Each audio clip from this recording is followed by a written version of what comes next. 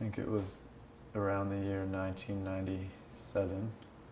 Yeah, it was about my second year in college.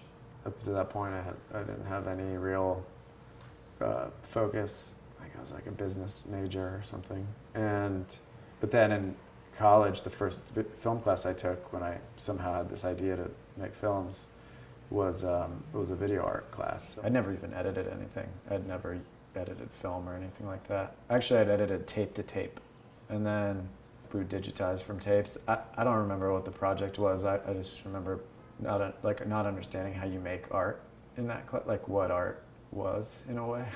I remember thinking like that there must be a formula or like some way to make art, but I didn't know, so I thought I was faking it. So I was just like shooting things I thought were cool and putting them together in patterns that I thought were interesting. I mean, I was doing it, I just didn't realize there's no right way to do it. So I was seeing films by, by Sadie Benning, who made films on a Fisher-Price camera. And, well, it made me realize that even like what might be considered an inferior method for capturing images, like on this basically toy camera, could have character and depth and richness to them, and could be like an aesthetic choice, not just a limitation, but could be a strength.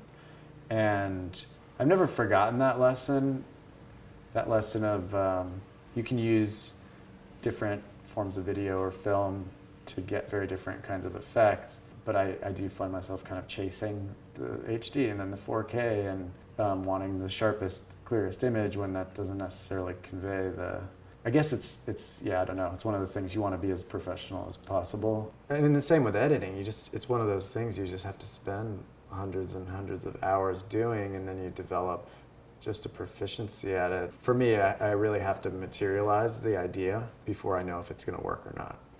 It can't be abstract, it can't be like a notes on a paper, like, okay, this film's, I'll have an idea and I'll start that way. Okay, I could start the film with this happens, and this happens, and this happens. I have to try it out on the computer and look at and watch it to see if it actually makes sense or if it feels right. I mean, that's so much of editing for me, is it's just feeling it out. And so, it'll either feel right or it won't, and if it doesn't, then I'll change it and try a different approach until I get the basic structure, and then I continue to refine it. And then maybe once you have proven that you can make things on par with the most professional standards in the medium, then you can say, okay, now I'm going to go film something with a toy camera.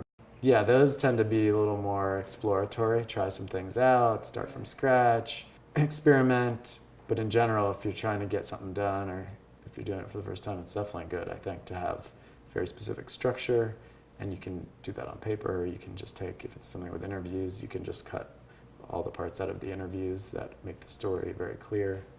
I mean, to me, the biggest mistake people make when they first do something is they don't have that sense of what's really going to be interesting or important for a viewer to understand, and what's going to bore someone. It's a weird process, because you can't say, like, just because something's interesting to you doesn't mean it's going to be interesting to somebody who's watching. And just because something's clear to you doesn't mean it's going to be clear to the person watching. So you have to be clear, and then they have to be compelling.